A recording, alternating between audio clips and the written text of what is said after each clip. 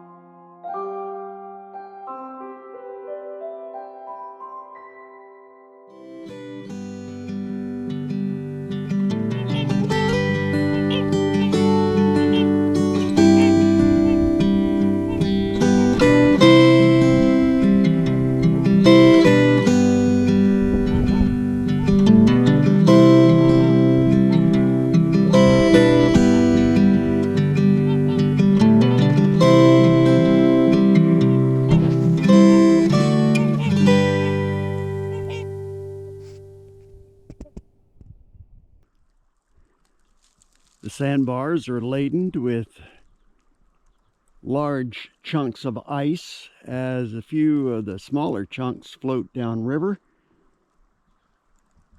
And that'll end here in the next day or so. The sun working pretty good on what was left on the bank here, and of course we have no stepped bank. This will be a vertical drop after all is said and done. And the little boat should be fairly easy to get back into the water. And I should be able to, the problem is that this is a sheer drop off as well. So what I've got to do, I'll have to show you what I got to do, because we have barrels that we place between the engine and the transom and strap it on. That way, if the boat goes down pretty much at an angle straight down, the barrel will keep the stern of the boat from going under the water. Well, spring has definitely sprung, and the robins are back, and the front yard was filled with the juncos. So things are returning to normal, other than the fact that the wind is still here and doesn't want to let up. I'm on my way down to work on the little boat. Try to get some things done to it before I slip it into the water. And I've been up this morning answering a lot of people who are interested in doing what we did, as they put it. And the majority of those people are down in the lower 48. They're wanting to move to Alaska. They're wanting the off-grid experience. A lot of them want off-grid, off the road system, as far away from civilization as they can get, as they put it. Well, I will say on here, as I have said to them, you need to visit Alaska first. The majority of these folks have never been here, and I can't stress this enough. Alaska is not like any other place in the country. We had a couple about 3 or 4 years ago came up from Montana, and I tried to explain to them about the wintertime and how prepared that they needed to be. And they said, "Oh, don't worry about it. We're used to 30 and 40 below." I said, "Okay, I didn't know it got that cold in Montana," but they said, "Oh yeah, we've seen some nights like that." Unfortunately, they didn't realize that 40 plus below that hit that year lasted for almost 2 months, and they almost froze. And I'm not really laughing at that. I'm laughing at the fact that it is impossible for you to know what that is like until you experience it.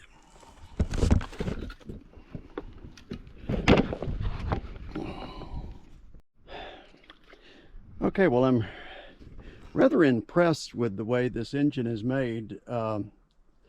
There's no water or silt in the intake, nothing in the cylinders.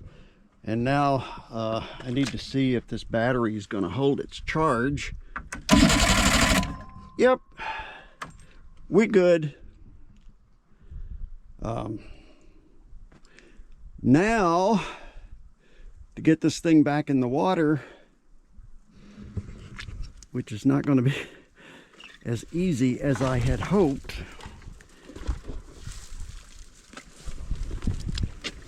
I've got to get it back up here,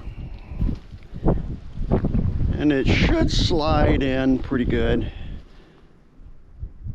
Then I'll get the fuel tank in, get it hooked up, get the engine going, and maneuver somewhere. Not exactly sure where I'm going to be able to dock up through here now that there is no sloped bank.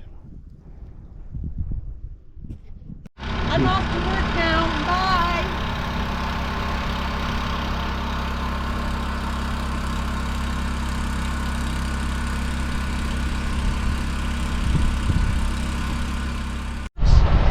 YouTube will play music for me.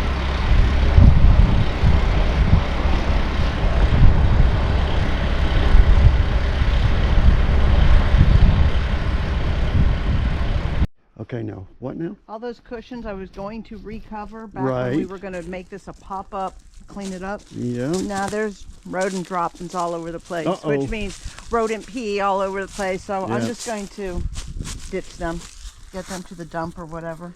Yeah. And it's too bad. That foam would have been really nice because that's some expensive stuff. I can't even get that size at Fred Meyer's. And even at Fred Meyer's, half of that's like $30 or something. Mm. But it's Okay. not worth it. All right. But in here, I'm at a standstill. There's hoses and electrical wires, and I can't, this won't go back, so I can't even, Right, well, I can't even get to that. that actually is going to have to be Removed. removed completely. That one's going to probably have to be removed too, but, like I took this off, but you know, everything's all tied together, and I don't know the first thing about undoing anything like that. Okay. And I don't have the tools either, because this is whatever this tool is here, or whatever that nut is there. It's got like a crack in the side. I don't know. Okay. Well, So this is going to be something that you and I will have to do together, because I don't know what I'm doing. okay.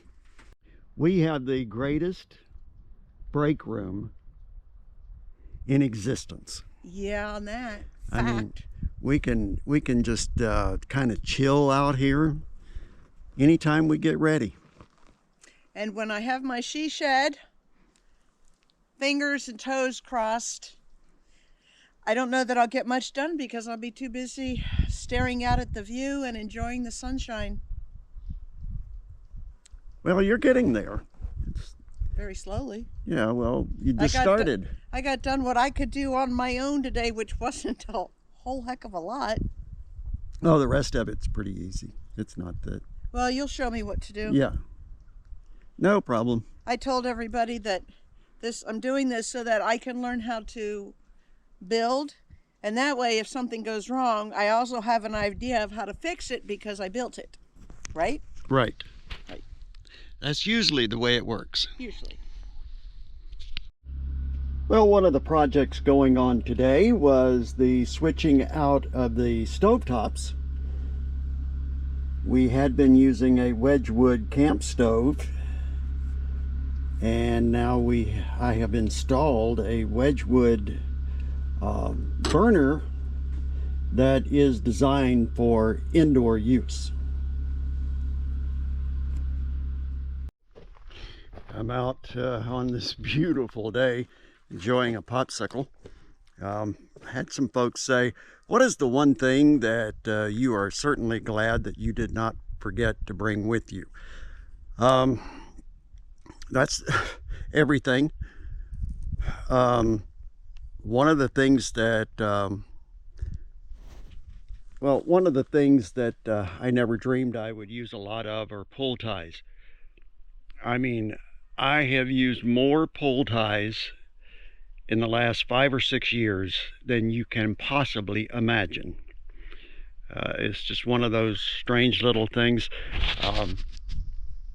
Baling wire. This is a junk table that I've got things piled on that I'm going through, sorting everything out, putting everything where it's supposed to go, and hopefully it stays where it's supposed to go. Another thing would be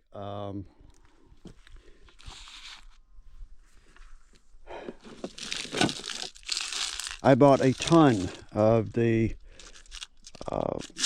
little nuts and bolts kits of every size, every shape, every description, also of screws.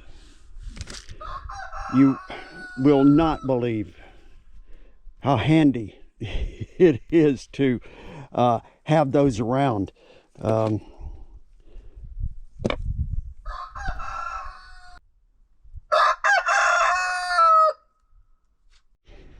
Efforts are underway right now in trying to clean up the storm damaged storage tent.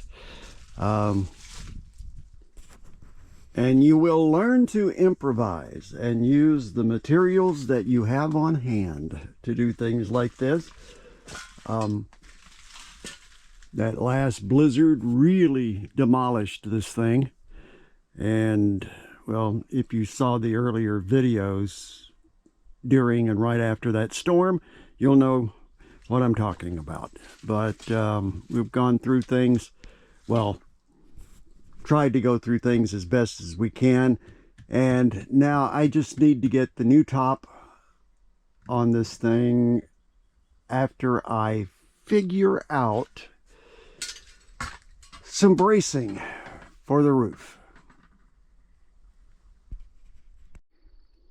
And cleanup and recovery on the back continues. This right here is just a storage room that we had added on, but it got some extensive damage in that last storm. As a bunch of trees were taken down back here. Building materials were blown all over the place. This I don't know if you can see here, but this actual plywood sheathing got ripped off of this wall. Never seen that in the state of Alaska before. Not winds like that. And massive roof damage just on this part. So, a lot of work going on back here. I've got to get all of this stuff moved out of the way and see if I can get some repairs done. And I've been out with the baby chainsaw, getting all of this cut up. A lot of these small trees were taken down. Of course, that wind, I'm surprised it didn't take them all down, but it's also the same wind as I showed you in an earlier video that turned the snow dog on its side. And I had a cover on Lucy there. I still have not found that cover.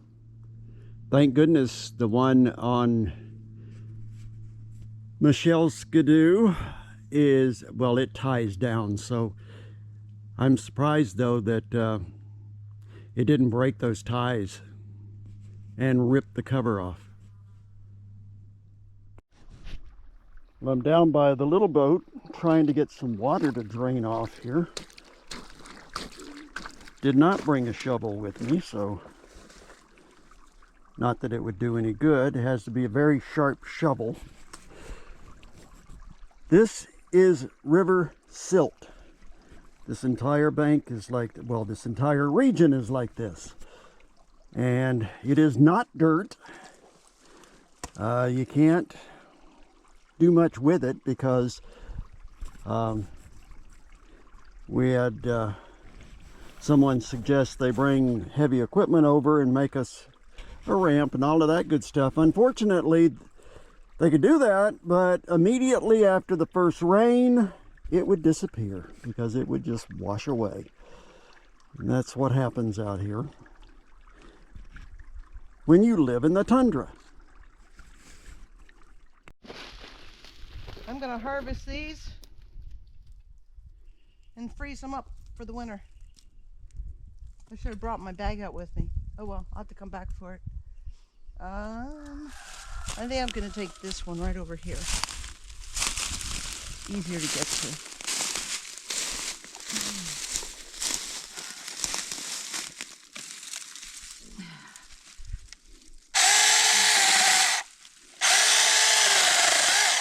All right.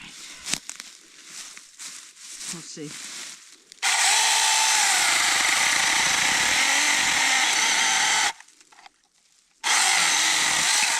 Nope, that's punk. Go over here.